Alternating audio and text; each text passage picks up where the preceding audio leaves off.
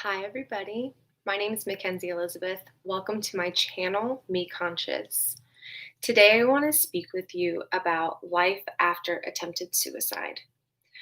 Not a lot of people know this about me, and it's not something that I just throw out there, but if anybody asks, I'm definitely an open book.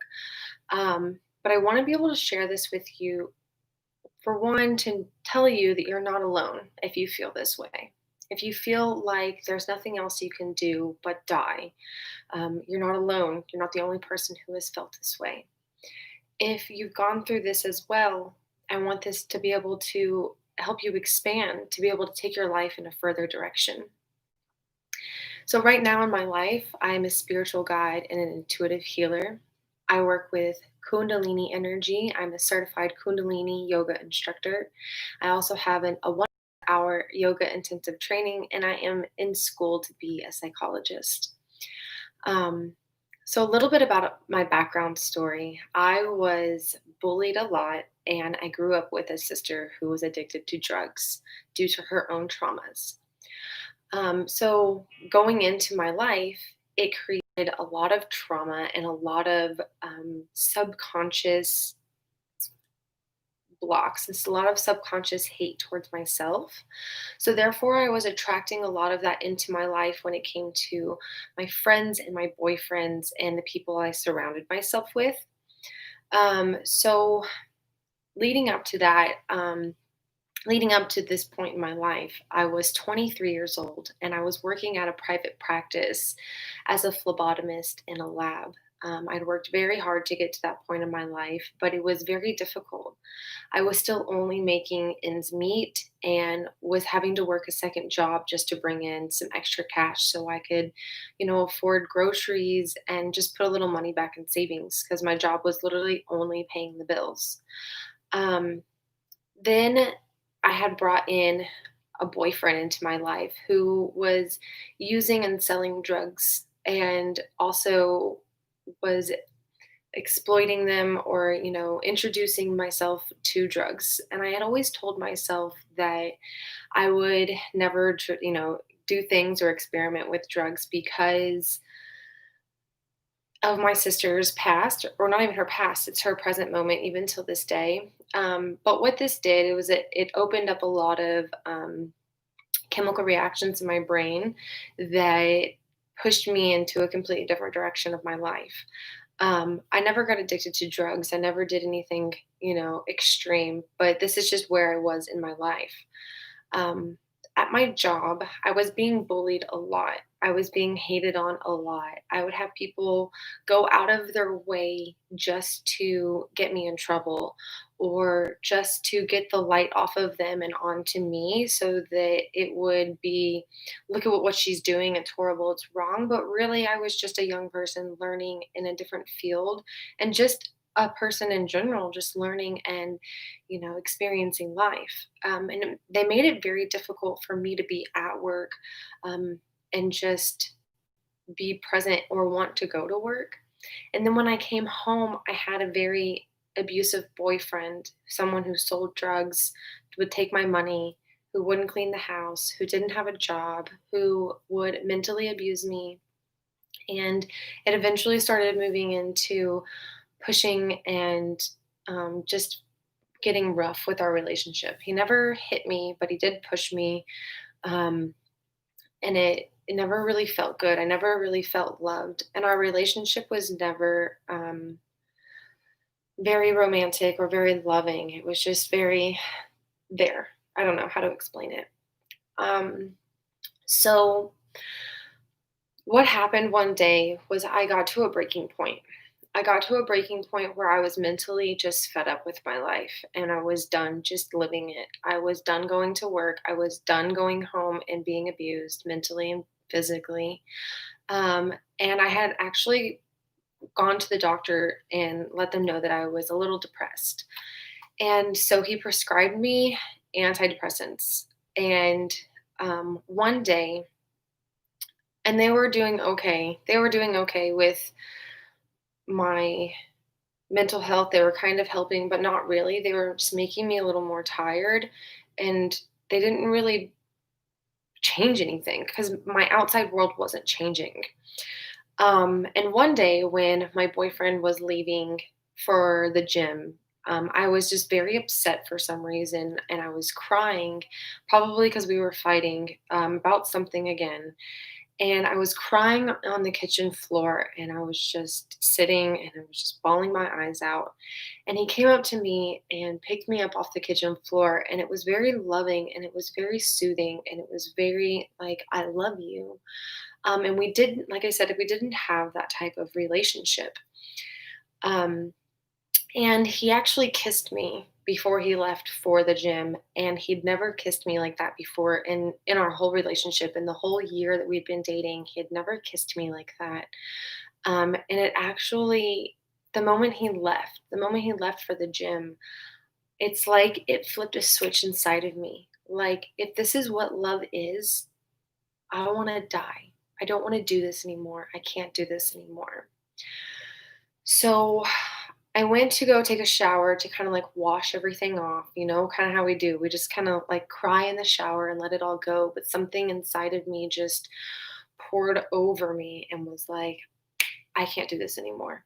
I don't want to live anymore. My life isn't worth it. And like I said, in the past, I had grown up with a lot of abuse and with a drug addict sister. So it wasn't like this is the first time I was being abused in my life. This was a lot of built up tension that had come up to this breaking point. And so I didn't have anything that I really wanted to, or that I could use that would be very quick and fast. So basically, what I did was I took my whole bottle of antidepressants and I poured them onto like this soap holder that I didn't use, just so you know. Like it was a stand up shower and it had like a tall soap holder. And I just poured a bunch of pills onto my soap holder and I looked at them and stared at them like for like 5 minutes. And I just took a whole handful of them and swallowed them and started just kept crying even more, until it got to a point where I started getting a little drowsy and a little dizzy, and I got out of the shower and I called my mom. And I put my mom on speakerphone, and she was, like screaming at me to call 911 and call 911. And I told her, no, I wanted to die. But I was scared, it was a part of me was like, I want to do this. I don't want to live anymore. But the other half of me was like, I don't want this. I really don't want this, but I don't know what else to do with myself, with my life. And I was actually saved by my roommate. She actually ended up coming home at this particular time that I was on the phone with my mom, and she ended up calling 911. And I was admitted into a mental hospital or a psych ward, whatever you want to call it, for a 72-hour hold.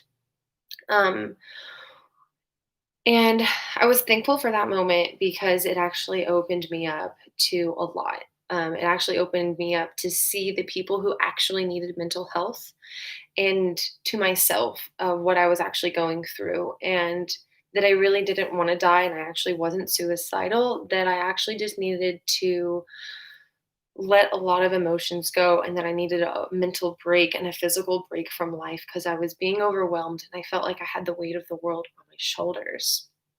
And it wasn't until I went through this group class inside of the hospital that we had to make a paper mache lotus.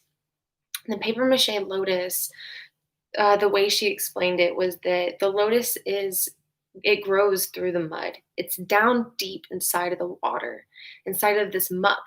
And it literally has to go through all this muck and all this mud before it can reach the top and bloom. And so it literally kind of same thing like when all that happened. It was like a light went off and it was just like, oh my gosh, I was just in a little bit of muck and I just needed to get through and I needed to push through into this light. Um, and so after talking to my doctors, I just let them know, like, I'm not suicidal. I was just going through a low point in my life and I just needed something like a break. And this was the way that I turned to it because it was the only way that I knew how. It was where my mind went was to death. I wanted to die. Um, and what I kind of really learned from that as a spiritual healer and teacher is that just because we feel like dying, it's also called Shiva in Hinduism. We're going through death, we're going through destruction because something inside of us has to die, something inside of us has to change. And once we change that action, we can actually shoot it up into our mind, into our consciousness, into Shakti, our creative energy and our flow. So, what happened after this? I actually went back to work for a week, and everybody was very sympathetic. Nobody knew except for my boss. I let my mom know that she could talk to my boss. I loved my boss, but my boss, just was a little different. So my boss knew, so that she knew what was going on with me, so that she could kind of help guide me in this coming back into work. I took a week off. After I went to the hospital before I went to work so that I could kind of come back into my center. Um, and I went back to work and actually I ended up getting sick. I got strep throat the week I got back from work. And I woke up one day and it was just like, I'm not doing this anymore. I can't do this anymore. I don't want to live this life anymore. And actually, before that happened, it was kind of like I got my boyfriend out of the house. By doing this, it got my boyfriend out of the house, and I felt like that's one of the reasons why I did it, because it was a way to remove the negative physically from my life, that if I couldn't do it, somebody else would do it for me from this action, and so that helped as well too. Um, Anyways, I went back to work and I ended up getting sick with strep throat and I quit my job. I just didn't show up. I stopped showing up. And my boss kept calling me and calling me and calling me because she was worried because of my previous, what had just happened 2 weeks prior. And it got to a point where I finally called her and was like, I can't do this anymore. I can't live or go to this job anymore where this negative energy is just always completely surrounding me, where I had made my pod where I draw blood, like where people can look off to the side and just read positive messages and positive thoughts and funny things just to keep their mind off of getting their blood drawn because it's very scary. And I would come into work and people would rip them down, people I worked with, because they didn't want to see it. They didn't want to see all the happiness going around and they didn't want their, I don't know. I don't even know what they wanted, but they just didn't want to see my positive energy just flowing through. And I couldn't do it anymore. And I was also working a second job. So I kept that second job. But I quit my full time job, the one that was massively there for me. But what that going through that, what it did for me was opened up a whole new world. It gave me time to really say, what do I want with my life and where do I want to go and how do I want to do it? Because I never had that opportunity. I was always grinding and hustling and just trying so hard. I never really asked myself what I truly wanted with my life. It was kind of like, okay, well, what am I good at? And okay, I can make a job out of that. So starting at 23, I became an entrepreneur. I started living my life for myself and I started exploring the world. It opened me up to my true purpose in my life, to help people expand and see that they're truly worth it in this world and to find their true purpose. It it made me realize that you're never alone and that you can always reach out for help and that you could always ask somebody for help. And there's also hotlines that you can call if you don't feel like that you have somebody to talk to. And I'm to let you know there's always somebody to talk to. Talk to somebody at work, one of your friends, your mom, your dad. And if you don't have any of those people, reach out to a therapist, even a stranger. Sometimes those people will listen to you. And if they don't, somebody will. Put it out into the universe and someone will hear you. Somebody will listen to you. I am here for you. I will listen to you. I believe that your life matters and that your purpose, that you're here for a purpose and that you're here to truly live out that purpose. And that maybe because you feel like dying, it's not the end. Today is not the end. You have this whole life to live, and it does get better. And you're still going to have those bad days, and you're still going to have those days where it feels like, why me?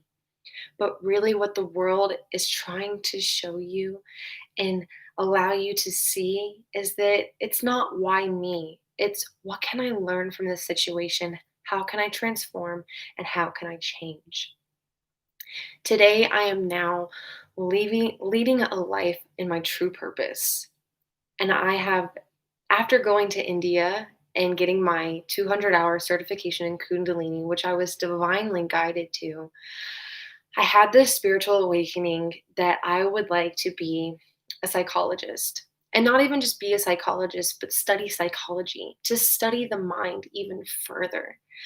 Because the moment we can take control of our mind and even take control, but to really rewire it and to set new habits and new ways and really push through into becoming this new person, or even just a new part of ourselves that's going to fine tune our spirit and our soul and the way we want to live our lives, that I wanted to be able to share this with people and help people with this because I struggled with it so much in my life and I felt like I didn't have anybody to talk to and nobody talked to me, that I didn't that I wanted to be able to share this with the world and share how we can just become better by our minds and vibrating out positivity instead of negativeness and hate and just not feeling alone, even though we are alone. Everybody is going through their own spiritual journey and practice,